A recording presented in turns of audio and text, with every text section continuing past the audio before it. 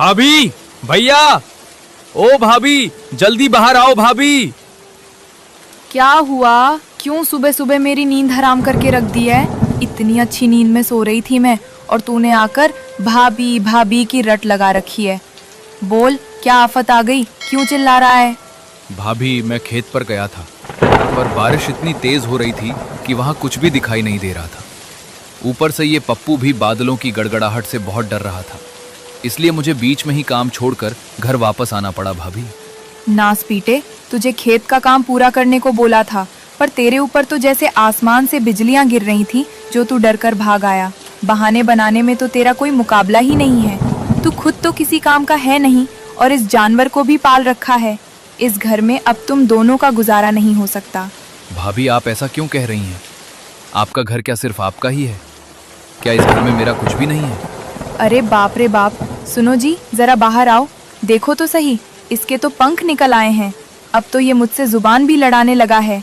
सुनो जी, जल्दी बाहर आओ और इसे इस घर से बाहर निकालो। माया की चीख पुकार सुनकर गिरधारी अपनी नींद से जागता है और आंखें मलता हुआ गुस्से में घर के बाहर आता है। क्या हुआ? सुबह सुबह क्यों मेरी नींद खराब कर दी तुम लोगों ने? अरे मदन, ये क्या नाटक लगा रखा है तूने सुबह सुबह? सुनो जी, इसे अब इस घर में हिस्सा चाहिए। मुझसे कह रहा है कि क्या ये उसका घर नहीं है। मैंने तो बस इसे थोड़ा सा काम करने के लिए क्या बोल दिया, ये तो सीधे मुझसे लड़ाई झगड़े पर उतर आया। इसकी इतनी हिम्मत बढ़ गई है। क्या रे मदन, क्या नाटक है ये सब? भैया, मैं कोई नाटक नहीं कर रहा। भाभी बहुत उल्टा सीधा बोल रही हैं। भाभी कह रही हैं कि मैं इस घर से निकल जाऊं। भैया, आप ही बताइए, क्या ये मेरा घर नहीं है? नहीं, ये तुम्हारा घर नहीं है, समझ में आया? इस घर को मैंने दिन रात एक करके अपनी खून पसीने की कमाई से बनाया है। मदन, तुझे थोड़ी भी अकल नहीं है? तेरी भाभी ने तुझे पाल पोस कर इतना बड़ा किया और आज तू उसी से जुबान लड़ा रहा है? नालायक कहीं के। निकल जा मेरे घर से, अभी के अभी बाहर निकल। भैया, पर एक रोटी और 10 ताने कोई अपनों के साथ ऐसा करता है क्या? मैं तो भूखा रह सकता हूँ भैया, पर मेरा ये बेजुबान पप्पू भूख बर्दाश्त नहीं कर सकता। चल पप्पू, अब ये चौखट हमारे रहने लायक नहीं रही। यहाँ हमारी कोई जरूरत नहीं है।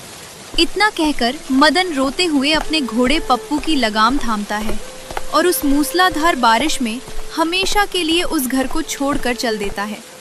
पीछे खड़ी माया के चेहरे पर एक कुटिल मुस्कान थी और गिरधारी गुस्से में अंधा होकर अपने सगे भाई को जाता हुआ देखता रहता है। जेही अंगना में खेले रहली उहे भइल पराई रे। भैया भाभी मिलके हमका घर से दीन निकाई रे। उंगली पकड़ी जेकर चलना सिखेली उहे मुखड़ा मोरे। एकहू बात न सुनेन भैया नाता पल में तोड़े।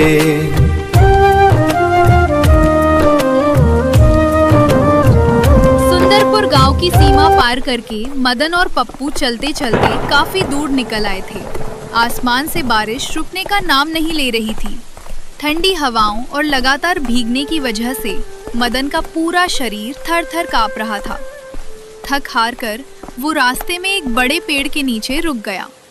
मदन दुखी मन से अपने घोड़े के गले से लग गया और रोने लगा। पप्पू यार, काश तू मेरी बातें समझ पाता। काश मैं तुझे अपना सारा दर्द बता सकता और तू मुझे कुछ समझा पाता। मुझे तो कुछ समझ में ही नहीं आ रहा है कि अब हम कहाँ जाएं और क्या करें। हमारा इस दुनिया में कोई नहीं रहा पप्पू। मदन अभी अपनी बात पूरी ही कर पाया था कि तभी घने जंगलों के बीच से किसी के जोर जोर से कराहने और चीखने की आवाज सुनाई दी। पप्पू सुनो, मुझे लगता है कि कोई बहुत बड़ी मुसीबत में है। हमें चलकर देखना होगा कि वहाँ क्या हुआ है। मदन तुरंत पप्पू को लेकर आवाज की दिशा में भागा।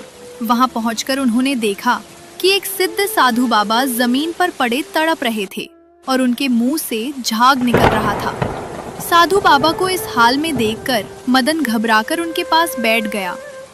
बाबा, बाबा क्या हुआ आपको? अरे क्या हो गया आपको बाबा? आप ऐसे जमीन पर क्यों तड़प रहे हैं?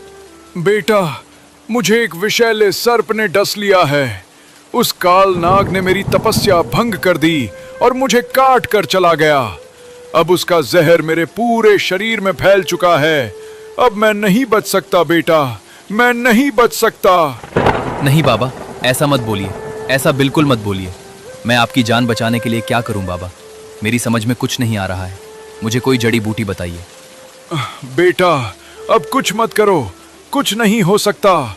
बस दुख इस बात का है कि मेरी आखिरी ख्वाहिश अधूरी रह गई बेटा, अधूरी रह गई। मुझे राक्षसों की कैद में मौजूद भगवान पंचमुखी की दिव्य मूर्ति के दर्शन करने थे।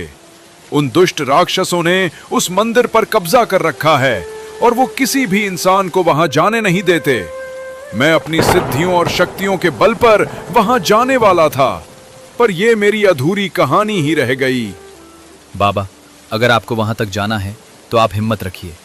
मैं आपको अपनी पीठ पर या इस पप्पू घोड़े पर बैठाकर वहां तक पहुंचा सकता हूं। आप हौसला मत हारिए बाबा। नहीं बेटा, अब मेरे शरीर में प्राण नहीं बचे।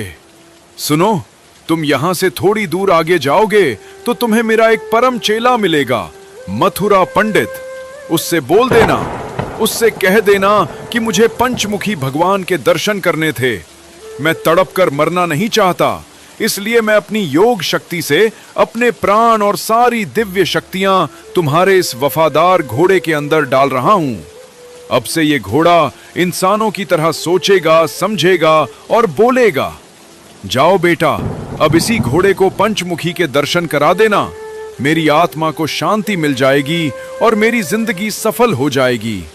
जाओ बेटा, कल्याण हो। इतना कहते ही साधु बाबा ने अपने प्राण त्याग दिए और उनके शरीर से एक दिव्य ज्योति निकलकर घोड़े पप्पू के भीतर समा गई। बारिश और तेज हो चुकी थी। मदन ने भारी मन से बाबा के पार्थिव देह को प्रणाम किया और पप्पू को लेकर आगे बढ़ गया। वो चलते जा रहे थे, तभी मदन के मन में एक उलझन पैदा हुई। यार, अब मैं इस घने जंगल और अनजान रास्ते पर मथुरा पंडित को कहाँ ढूंढूंगा? बाबा ने बस सीधा जाने को बोला था, पर रास्ता तो बहुत डरावना है। अरे मालिक, आप बिल्कुल फिक्र मत कीजिए, बस सीधे चलते जाइए, चलते जाइए। कहीं ना कहीं तो हमारी मुलाकात मथुरा पंडित से हो ही जाएगी। जैसे ही मदन ने अपने घोड़े को इंसानों की तरह साफ बोलते सुना, उसके पैर वहीं जमीन पर जम गए। उसकी आंखें फटी की फटी रह गईं। उसने धीरे से पीछे मुड़कर अचंभे से पप्पू को देखा। पप्पू, क्या ये तुम थे? क्या तुम बोले? हाँ मालिक, मैंने ही बोला। अरे मैं तो सच में बोल सकता हूँ। साधु बाबा की दिव्य शक्तियाँ सचमुच मुझे मिल गई है मालिक। मैं अब आपकी हर बात समझ सकता हूँ और बोल भी सकता हूँ। अरे, तू बोल सकता है मेरे दोस्त? वाह, अब हमारा ये सफर बहुत आसान हो जाएगा। अब हमें कोई डर नहीं है। बस अब कैसे भी करके हमें मथुरा पंडित को ढूंढना है और साधु बाबा की आखिरी इच्छा पूरी करनी है। यही हमारी जिंदगी का अब आखिरी उद्देश्य है। मदन और पप्पू के हौसले अब बुलंद थे। दोनों एक दूसरे का साथ पाकर आगे बढ़ते गए। तभी अचानक दूर से आ रही तेज बारिश की आवाजों के बीच उन्हें किसी के मधुर भजन गाने की आवाज सुनाई देने लगी। काहे गुमान करे इस माटी का, एक दिन माटी में मिल जाना। ना कोई आया ना कोई जाएगा, खाली हाथ ही सब जाना। यह संसार रैन का सपना, कोई न तेरा कोई न अपना। कांच का महल कंचन काया, पल में सब ढह जाना। काहे गुमान करे इस माटी का। भजन समाप्त होते ही वहां बैठे सभी श्रोता भाव विभोर हो गए। मदन और पप्पू भी भीड़ के पीछे चुपचाप खड़े होकर बड़े ध्यान से उनकी बातें सुनने लगे। तभी मथुरा पंडित ने वहां बैठे लोगों को भजन का गहरा अर्थ समझाना शुरू किया। मेरे प्यारे भक्तों, कबीर दास जी इस भजन में कहते हैं कि इंसान को इस मिट्टी के शरीर और धन दौलत पर कभी घमंड नहीं करना चाहिए। ये संसार सिर्फ एक रात के सपने जैसा है। जब आंख खुलेगी तो सब यहीं छूट जाएगा। ना कोई कुछ लेकर आया था और ना कोई कुछ लेकर जाएगा। पर पंडित जी, अगर सब कुछ यहीं छूट जाना है तो इंसान दिन रात पैसों के पीछे क्यों भागता है? लोग अपने सगे भाई बहनों को धोखा क्यों देते हैं? जमीन और संपत्ति के लिए लड़ते क्यों हैं? बहुत अच्छा सवाल किया तुमने। यही तो माया का पर्दा है। अज्ञानता के कारण इंसान कांच के महल जैसी झूठी दुनिया को अपना सच मान बैठता है। वो भूल जाता है कि जिस कंचन की काया यानी सुंदर शरीर पर उसे नाज है, वो पल भर में ढह जाएगी। लोग तीरथ और काशी में भगवान को ढूंढते हैं, जबकि वो अविनाशी ईश्वर तो हर इंसान के भीतर, उसके दिल में बैठा हुआ है। बस जरूरत है तो मन के लालच और अहंकार के पर्दे को हटाने की। पीछे खड़े मदन की आंखों से आंसू बहने लगे। उसे अपने भाई गिरधारी और भाभी माया की बातें याद आ रही थीं कि कैसे उन्होंने एक घर और चंद रोटियों के लिए उसे बाहर निकाल दिया था। तभी कथा का समय समाप्त हुआ और मथुरा पंडित अपनी जगह से खड़े हुए। सज्जनों, आज की कथा यहीं विश्राम लेती है। अब आप सभी अपने अपने घरों को लौट जाएं। और हाँ, ध्यान से सुनिए, कल से यहाँ कोई कथा नहीं होगी। क्यों पंडित जी? कल से कथा क्यों नहीं होगी? क्या हमसे कोई भूल हो गई? नहीं भक्तों, ऐसी बात नहीं है। दरअसल आज मेरा मन बहुत अशांत है। मुझे अपने परम पूज्य गुरुदेव की बहुत याद आ रही है। मुझे ऐसा आभास हो रहा है कि वे किसी बड़ी उलझन या साधना में हैं। इसलिए कल सुबह ही मैं इस कुटिया को छोड़कर अपने गुरुजी से मिलने घने जंगलों की तरफ प्रस्थान करूंगा। जब तक मैं उनसे मिल नहीं लेता, तब तक मेरा मन कहीं नहीं लगेगा। आप सब ईश्वर का सिमरन करें। नारायण नारायण। मथुरा पंडित की बात सुनकर सभी भक्त धीरे धीरे वहां से चले गए। पूरी जगह खाली हो गई, लेकिन मदन और पप्पू अपनी जगह से टस से मस नहीं हुए। वे वहीं चुपचाप खड़े रहे। जब मथुरा पंडित ने देखा कि सब लोग जा चुके हैं पर ये लड़का और घोड़ा अभी भी वहीं खड़े हैं, तो वे खुद चलकर उनके पास आए। भाई, आप कौन हो? सब लोग तो अपने अपने घर चले गए, पर आप दोनों यहीं खड़े हो। क्या बात है? क्यों नहीं गए अपने घर? पंडित जी, हमारा अब कोई घर नहीं है और हम यहाँ कथा सुनने नहीं, बल्कि आपके पास ही आए हैं। हम जंगल से आ रहे हैं। वहाँ आपके गुरुजी यानी हमारे साधु बाबा मिले थे। इसके बाद मदन ने रोते हुए मथुरा पंडित को पूरी बात बताई। उसने बताया कि कैसे एक जहरीले सर्प ने बाबा को डस लिया, कैसे बाबा ने तड़पते हुए भगवान पंचमुखी की मूर्ति के दर्शन करने की अपनी आखिरी ख्वाहिश बताई, और कैसे मरते समय उन्होंने अपनी सारी दिव्य शक्तियाँ और प्राण इस घोड़े पप्पू के अंदर डाल दिए। हाय गुरुदेव, ये क्या हो गया? आप मुझे अकेला छोड़कर चले गए। मुझे माफ कर देना गुरुदेव, मैं आपके आखिरी समय में आपके पास नहीं रह सका। मथुरा पंडित अपने गुरु के वियोग में बुरी तरह रोने लगे, पर तभी उन्होंने खुद को संभाला। उनके साथ उनका एक परम शिष्य बिरजू भी रहता था, जो चुपचाप ये सब सुन रहा था। मथुरा पंडित ने पीछे मुड़कर बिरजू को आवाज दी। बिरजू, ओ बिरजू, इधर आ भाई।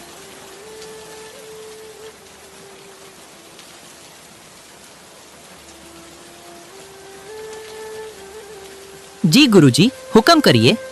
बिरजू, सुन भाई, तू अब से इस कुटिया की जिम्मेदारी तेरी है। तू यहीं पर रहेगा और रोज गांव वालों को भगवान की कथा सुनाएगा। मैं आज ही इसी वक्त इन भाइयों के साथ आगे के सफर पर निकल रहा हूं। हमारे गुरुदेव की आत्मा इस घोड़े में है, और जब तक मैं इन्हें उस दुष्ट राक्षसों की कैद से छुड़ाकर भगवान पंचमुखी की दिव्य मूर्ति के दर्शन नहीं करवा दूंगा, तब तक मैं इस कुटिया में वापस लौटकर नहीं आऊंगा। पर गुरुजी, वो रास्ता बहुत खतरनाक है। वहां तो राक्षस। अब कोई डर नहीं बिरजू। अगर मैं जिंदा वापस आया तो ठीक है, और अगर गुरुदेव का कार्य करते हुए मेरे प्राण भी चले गए तो भी ठीक है, पर मैं पीछे नहीं हटूंगा। साधु भया तो क्या भया, माला पहरी चारी। बाहर भेष बनैया, भीतर भरी भंगारी। दिल का सच्चा जो रहे, साधु सोई जान। पंचमुखी के चरण में अर्प दिए हम परान। प्रेम की धारा बहती, साधु संगति है मंगल कहती। मिट गए बंधन, खुल गए द्वार, हम तो हुए अब तो प्रभु के पार। पावन प्रेम की धारा बहती, साधु संगति है मंगल कहती। मिट गए बंधन, खुल गए द्वार, हम तो हुए अब तो प्रभु के पार। हम तो हुए अब तो प्रभु के पार, हम तो हुए अब तो प्रभु के पार।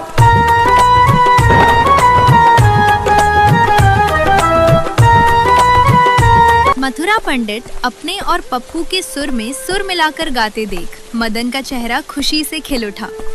जो मदन कुछ देर पहले अकेलेपन से रो रहा था, आज इन दोनों का पवित्र साथ पाकर उसका दिल बाग बाग हो गया था। तीनों मस्ती में झूमते हुए आगे बढ़ रहे थे। तभी मदन को बचपन की सुनी हुई एक पुरानी बात याद आई। अरे वाह भाई, तुम जैसे सबका साथ अगर मुझे मिलेगा तो हम हंसते खेलते बहुत दूर तक निकल जाएंगे। रास्ता चाहे कितना भी कठिन क्यों ना हो, हमें पता ही नहीं चलेगा। वैसे मुझे याद आया, इस पंचमुखी भगवान की मूर्ति के बारे में मैंने बचपन में सुना था कि वो बहुत दूर है। वहां तक पहुंचने के लिए हम सबको राजा जसवंत सिंह के राज्य से होकर गुजरना पड़ेगा। क्या? राजा जसवंत सिंह का राज्य? अरे मदन भाई, जसवंत सिंह तो बहुत ही क्रूर और जालिम राजा है। उसके राज्य से होकर जाना तो सीधे मौत के मुंह में जाने जैसा है। यार मदन, क्या हम उसके राज्य से ना होकर किसी दूसरे राज्य के रास्ते से घूमकर नहीं निकल सकते? वहां जाना ठीक नहीं है। नहीं पंडित जी, हमें उसी राज्य से होकर चलना पड़ेगा। अगर हम रास्ता बदलने के चक्कर में कहीं और रुके या लंबा रास्ता ढूंढने लगे, तब हमारे लिए बहुत बड़ी दिक्कत हो जाएगी। क्योंकि मैंने सुना है कि वही एक सबसे सीधा और आसान रास्ता है जो मंदिर तक जाता है। इसलिए हमें डरना नहीं है। तो फिर सोचते क्या हो, चलते रहो, बिल्कुल रुको नहीं। अगर आज हमारे कदम डर कर रुक गए तो हम अपने मकसद में बहुत पीछे हो जाएंगे। इसलिए हिम्मत रखो और चलते रहो। तीनों अपनी बातें पूरी करके हिम्मत बांधते हैं और अपना सफर जारी रखते हैं। चलते चलते रात काफी गहरा जाती है। उसी काली रात के सन्नाटे में वे चुपके से राजा जसवंत सिंह के राज्य की सीमा में प्रवेश कर लेते हैं। वे राज्य में थोड़ी ही दूर आगे बढ़े थे कि तभी सन्नाटे को चीरती हुई किसी के फूट फूट कर रोने की आवाज उनके कानों में पड़ी। उन्होंने देखा कि एक बेबस महिला एक शव के पास बैठकर विलाप कर रही थी। वहाँ दूर दूर तक कोई दूसरा इंसान नहीं था। बहन जी, आपको क्या हो गया? महिला के पास पहुंचे। आप इस घने अंधेरे में इस तरह विलाप क्यों कर रही हैं? और ये किसकी लाश है बहन? लगता है आप लोग इस राज्य में नए हैं, तभी ऐसा सवाल कर रहे हैं। आप लोग कृपा करके अभी इसी वक्त यहाँ से चले जाइए यहाँ से, वरना वो जालिम आपको भी नहीं छोड़ेगा। मुझे मेरा फर्ज निभाने दीजिए। नहीं बहन, हम भले ही इस राज्य के लिए अजनबी हैं, पर हम दिल के बहुत अच्छे इंसान हैं। आप बिल्कुल मत घबराइए। हमें बताइए कि आखिर क्या बात है, आपके पति के साथ क्या हुआ है? दरअसल बात ऐसी है, इस राज्य का जो मंत्री है वो बहुत ही दुष्ट और लालची है। उसने अपनी चालाकी से राजा को भी अपने वश में कर रखा है। वो राजा से जो कहता है राजा वही करता है। क्या सच है और क्या झूठ, ये तो मुझे नहीं पता। बस मेरे पति कल इसी मंत्री के काले कारनामों का विरोध करने राजा के पास जा रहे थे, पर अचानक रास्ते में उनके साथ क्या हादसा हुआ भगवान जाने। दम तोड़ने से पहले उन्होंने मुझसे सिर्फ इतना ही बोला था कि काली गुफा का द्वार कभी नहीं खुलना चाहिए। अगर मंत्री ने उस द्वार को खोल दिया तो इस पूरे राज्य में विनाश आ जाएगा। अब कौन सी काली गुफा और कौन सा द्वार, मुझे कुछ नहीं मालूम। मुझे तो बस इतना मालूम है कि मेरे पति निर्दोष थे और उन्हें बेरहमी से मार दिया गया। क्या? इसका मतलब हम जिस पंचमुखी भगवान और काली गुफा के रहस्य को सुलझाने जा रहे हैं, उसकी जड़ें तो इस राज्य में बहुत गहराई तक फैली हैं। इस रहस्य को सुलझाना अब हमारे लिए और भी जरूरी हो गया है। मदन, हम अभी आगे नहीं जाएंगे। हम आज की रात यहीं रुकेंगे और कल सुबह की पहली किरण के साथ इस निर्दोष भाई की देह को पूरे सम्मान के साथ अग्नि देंगे।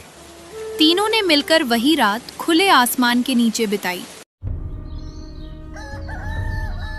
अगली सुबह होते ही मदन, मथुरा पंडित और पप्पू ने मिलकर उस लाश का विधि विधान से दाह संस्कार कर दिया। जैसे ही ये खबर महल में उस दुष्ट मंत्री तक पहुंची, वो गुस्से से आग बबूला हो गया। वो सीधे उस औरत के घर गया।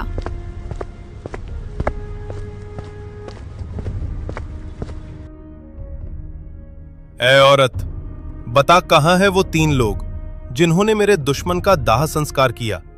कहां छुपे हैं वो? मुझे नहीं मालूम वो कहाँ गए, पर मुझे बस इतना मालूम है कि वे बहुत ही नेक, दयालु और सच्चे इंसान थे। उन्होंने मेरे पति को सम्मान दिया। उनके साथ भगवान का आशीर्वाद हमेशा रहेगा। तुम उनका कुछ नहीं बिगाड़ सकते। चुप कर। मैं उन्हें धरती के किसी भी कोने से ढूंढ निकालूंगा और अपने हाथों से मौत के घाट उतार दूंगा। सेनापति, इसी वक्त चारों तरफ अपने गुप्तचर फैला दो। जहां कहीं भी वो तीनों दिखाई दें, उन्हें जिंदा या मुर्दा पकड़कर मेरे सामने हाजिर करो। एक तरफ मंत्री जंगलों में उन्हें ढूंढने के आदेश दे रहा था, तो दूसरी तरफ मदन, मथुरा पंडित और पप्पू सीधे राजा जसवंत सिंह के राजमहल में पहुंच चुके थे। राजा सिंहासन पर बैठे थे। तीनों को अचानक सामने देखकर राजा हैरान रह गए। आप लोग कौन हैं? और हमारे इस राज्य में किस प्रयोजन से आए हो? राजा वाकई में एक नेक दिल इंसान थे, लेकिन वे मंत्री के बिछाए भ्रमजाल में फंसकर अनजाने में उल्टे सीधे काम कर बैठते थे। महाराज, मैं मथुरा पंडित हूं, एक ब्राह्मण। मेरी अपनी एक लंबी कथा है। अगर मैं उसे सुनाने बैठूंगा तो बहुत समय बीत जाएगा, पर इस वक्त हमें एक बहुत बड़े सच का पता लगाना है। महाराज, क्या आपने कभी अपने राज्य में किसी ऐसी गुफा के बारे में सुना है जो बहुत ही रहस्यमयी हो? मेरा मतलब, क्या आपने कभी काली गुफा का नाम सुना है? तुम लोग आखिर हो कौन और तुम्हें उस गुफा के बारे में कैसे पता? हाँ, मैंने सुना है। मैंने अपने पूर्वजों से सुना था कि इस राज्य के पास भैरव जंगल में एक ऐसी गुफा है जो सीधे किसी दूसरी रहस्यमयी दुनिया में लेकर जाती है, पर उसके आगे मुझे कुछ नहीं मालूम। राजा जी, हम सब कौन हैं और कहां से आए हैं ये तो आपको नहीं पता, पर अब जो बात आप देखने और सुनने वाले हैं, उसके बाद आपको अपनी आंखों पर विश्वास नहीं होगा। पप्पू, जरा राजा जी से बात करो। राजा जी, आप बिल्कुल घबराए नहीं। हम आपके दुश्मन नहीं, बल्कि आपके शुभ चिंतक हैं। आपका जो मंत्री है वो बहुत ही निर्दयी और धोखेबाज है। वो आपके राज्य के निर्दोष लोगों को सजा दे रहा है और आप अनजाने में ये अन्याय देख रहे हैं। क्या? एक घोड़ा बोल रहा है? मुझे तो खुद पर विश्वास नहीं हो रहा।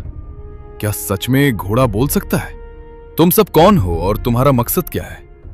महाराज, हम सब आपके राज्य से होते हुए भगवान पंचमुखी की दिव्य मूर्ति को ढूंढने जा रहे हैं, पर आपके राज्य में इतना अन्याय और हाहाकार देखकर हमने तय किया है कि पहले हम आपके राज्य का सब कुछ सही करेंगे, उसके बाद ही आगे बढ़ेंगे। क्या? पंचमुखी मूर्ति? तुम लोग उसी पवित्र कार्य के लिए आए हो? तुम इसी वक्त मेरे साथ मेरे गुप्त स्थान पर चलो। यहाँ बात करना सुरक्षित नहीं है। राजा तुरंत राजमहल के गुप्त रास्ते से उन तीनों को लेकर घने जंगल के बीच बने एक गुप्त स्थान पर जाते हैं।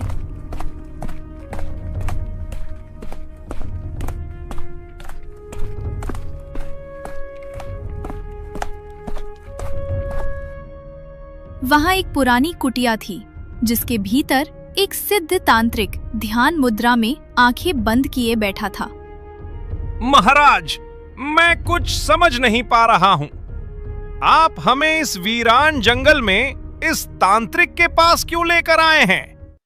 तुम्हारी समझ और नासमझ मुझे सब पता है पंडित।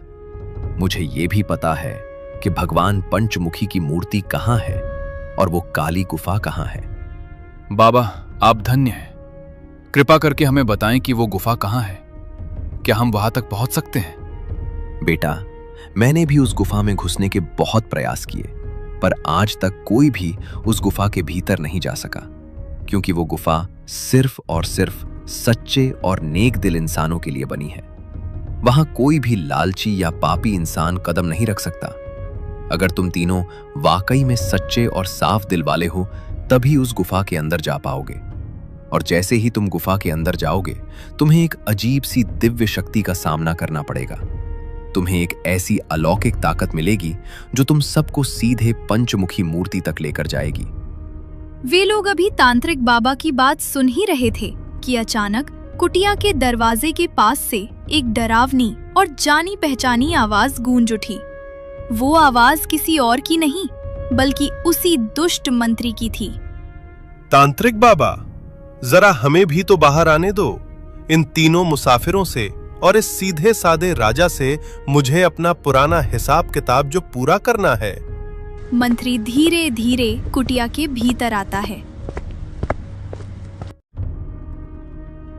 मंत्री, तुम इस तांत्रिक के पास क्या कर रहे हो? बाबा, ये सब क्या चल रहा है? मुझे कुछ समझ नहीं आ रहा। महाराज, ये एक काला जादू है, एक ऐसी आसुरी शक्ति जिसे मैं बहुत जल्द तुम्हारे पूरे राज्य के हर एक इंसान के ऊपर बिखेर दूंगा। और सुनो, जिस काली गुफा का रहस्य मैं अपनी पूरी जिंदगी में नहीं तोड़ सका, उसे ये 3 मामूली मुसाफिर क्या तोड़ेंगे? राजा जसवंत सिंह, तेरे मरने के बाद जिस दिन मैं इस राज्य का राजा बनूंगा, उस दिन मैं यहाँ के गरीबों और किसानों के साथ क्या हश्र करूंगा, ये तू सपने में भी नहीं सोच सकता। विश्वासघात, ऐसा नहीं हो सकता। तुम मेरे वफादार मंत्री नहीं हो सकते। महाराज, आप अपने इस दुष्ट मंत्री पर इतना विश्वास क्यों करते थे? यही आपका असली दुश्मन है। इसने आपकी अच्छाई का फायदा उठाकर आपके साथ बहुत बड़ा विश्वासघात किया है। तांत्रिक, तूने अपने ज्ञान का दुरुपयोग किया है।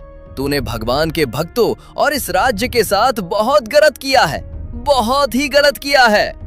मेरे भीतर समाई गुरुदेव की दिव्य सिद्धियां, जरा बाहर आओ और इस पापी तांत्रिक को हमेशा के लिए भस्म कर दो। पप्पू के इतना बोलते ही उसके माथे से एक अत्यंत तीव्र और चमकीला दिव्य प्रकाश निकला और सीधे तांत्रिक के ऊपर जाकर गिरा। देखते ही देखते तांत्रिक चिल्लाने लगा और उस दिव्य अग्नि में जलकर वहीं राख के ढेर में बदल गया। मंत्री डर के मारे कांपने लगा। पप्पू ने अपनी शक्ति से एक लोहे का मजबूत पिंजरा प्रकट किया और मंत्री को उसमें हमेशा के लिए कैद कर दिया। ये चमत्कार देखकर राजा जसवंत खुश हो गए। राजा जी, अब हमें आज्ञा दें, हमारे पास वक्त बहुत कम है। दुष्ट राक्षसों की कैद से भगवान पंचमुखी की मूर्ति को छुड़ाने के लिए हमें जल्द से जल्द उस काली गुफा को ढूंढकर उसका रहस्य निकालना होगा, अन्यथा कोई दूसरा पापी फिर से इसके पीछे पड़ जाएगा।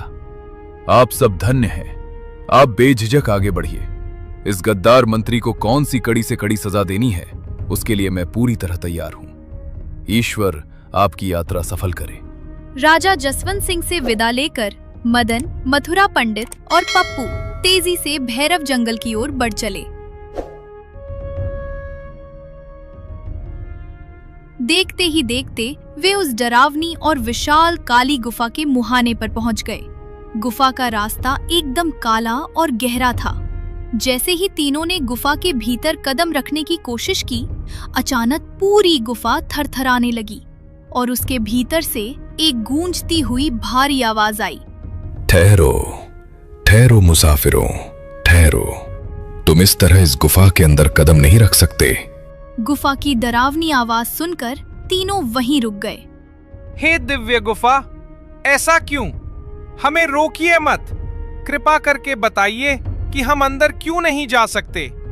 हमारा मकसद बहुत पवित्र है। इस गुफा में प्रवेश करने से पहले तुम सबको अपना परिचय देना होगा, और परिचय ऐसा वैसा नहीं कि तुम अपना नाम पता बताओ, बल्कि मैं तुम्हारी आत्मा की परीक्षा लूंगा कि तुम कितने ईमानदार और कितने नेक दिल इंसान हो। तुम 3 लोग हो, यानी 2 इंसान और 1 जानवर। मैं तुम तीनों से अच्छाई का एक एक सवाल करूंगा।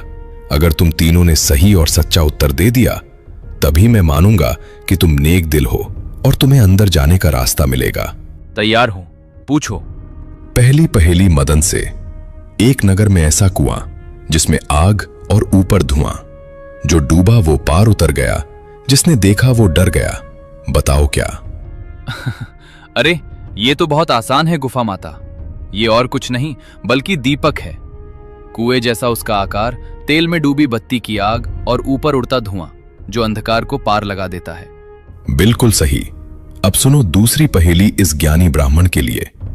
कटती हूं, पिसाती हूं और बोई भी जाती हूं, पर खाती नहीं कुछ भी, फिर भी सबकी भूख मिटाती हूं। बताओ मैं कौन हूं? हे दिव्य गुफा, इसे तो हमारी धरती माँ का वरदान कहते हैं। ये मिट्टी की उपजाऊ कोख से जन्मी रोटी या गेहूं है, जो खुद कष्ट सहकर भी संसार का पेट भरती है। बहुत अच्छे। अब तीसरी और आखिरी पहेली इस दिव्य घोड़े के लिए। अगर इसका उत्तर गलत हुआ तो सब खत्म। पैदा सगा भाई पर जन्म अलग है पाया, एक चले तो दूजा बैठा, बिन उसके वो चल न पाया। बताओ वो क्या? हे प्राचीन गुफा, इसका उत्तर तो मेरे ही कदमों में छुपा है। वो इंसान या जीव के पैर हैं। दोनों साथ पैदा होते हैं, पर जब एक कदम आगे बढ़ता है तो दूसरा रुका रहता है, और एक के बिना दूसरा अधूरा है। अद्भुत। तुम तीनों ने मेरी सदियों पुरानी पहेलियों का बिल्कुल सटीक उत्तर दिया है। तुम्हारी बुद्धि और नेकी दोनों लाजवाब हैं। जाओ, अंदर चले जाओ। गुफा का द्वार खुल गया। तीनों जैसे ही अंदर गए, उन्होंने देखा कि वहां कोई इंसान या खजाना नहीं था, बल्कि गुफा के ठीक बीचों बीच एक पुराना और चमकीला चिराग रखा हुआ था। उस चिराग को देखते ही मदन समझ गया। अरे भैया देखो, ये कोई आम चिराग नहीं है, ये तो जादुई जिन का चिराग है। मदन, देर मत करो। अपने इन पवित्र हाथों से इस चिराग को रगड़ो और इसमें से जिन को बाहर निकालो। मुझे लगता है कि इस राज्य पर जो भी मुसीबत मंडरा रही थी, वो इसी चिराग से बंधी है। जैसे ही ये जिन बाहर निकलेगा, इस गुफा का सारा श्राप खत्म हो जाएगा। ठीक है भाई, मैं अभी इसे रगड़ता हूँ। मदन ने आगे बढ़कर चिराग को जोर से रगड़ा।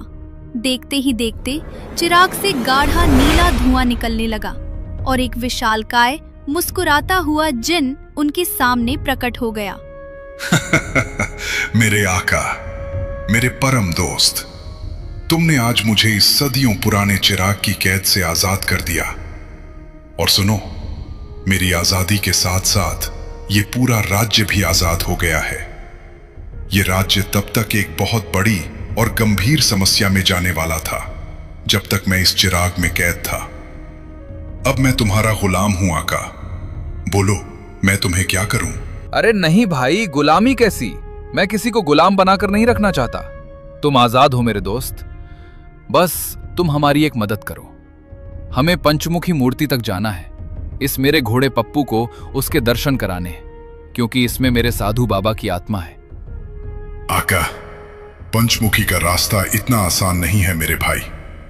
चलने में बहुत सारी कठिनाइयां हैं और बहुत लंबा सफर है।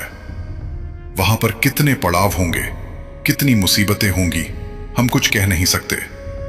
रास्ता बहुत ही डरावना है।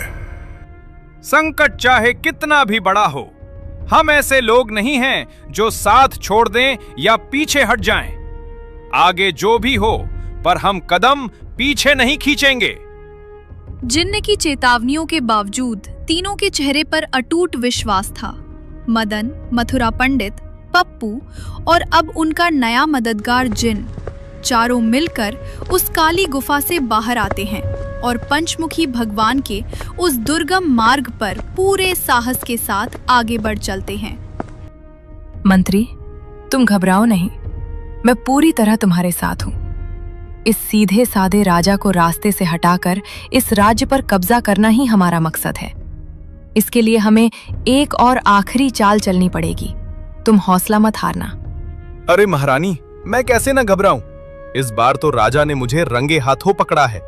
उन्होंने तो मुझे सीधे फांसी की सजा का आदेश दे दिया है। अब आप ही बताइए, आप क्या कर सकती हैं? मुझे इस काल कोठरी से बचाइए महारानी। तुम घबराओ नहीं मंत्री। आज आधी रात को भोजन के समय मैं तुम्हें अपने खास सैनिकों की मदद से इस जेल से चुपके से निकाल दूंगी। और सुनो, जेल से निकलते ही तुम सीधे शमशान घाट वाले अघोरी बाबा के पास चले जाना। अघोरी के पास जाकर बस मेरा नाम ले देना, वो तुम्हें अपनी शरण में ले लेगा। उसके बाद वहां रहकर उसका खतरनाक काला जादू सीख कर आना और इस राजा का हमेशा के लिए विनाश कर देना। और उन तीनों को तो मैं जिंदा नहीं छोड़ूंगी। बस इस बात की भनक राजा को बिल्कुल नहीं लगनी चाहिए। रानी और मंत्री की इस खौफनाक बातचीत के साथ ही कहानी का ये पहला भाग यहीं पर विराम लेता है। तो भाइयों और बहनों, हमारी कहानी अभी यहाँ खत्म नहीं हुई है। अब असली रोमांच तो आपको इस कहानी के दूसरे भाग में देखने को मिलेगा। क्या सच में रानी उस पापी मंत्री को जेल से बाहर निकाल पाएगी? क्या सच में राजा जसवंत सिंह का विनाश हो जाएगा? और क्या वो दुष्ट अघोरी बाबा का काला जादू हम तीनों के पवित्र रास्ते में सबसे बड़ी बाधा बनेगा? हाँ दोस्तों, अगर आप भी इन सभी रहस्यों से पर्दा उठते हुए देखना चाहते हैं और हमारे इस अनोखे सफर को आगे बढ़ते देखना चाहते हैं, तो अभी इसी वक्त कमेंट बॉक्स में लिखें भगवान पंचमुखी के दर्शन। हम बहुत जल्द लौटेंगे कहानी का दूसरा भाग लेकर। तब तक के लिए नारायण नारायण।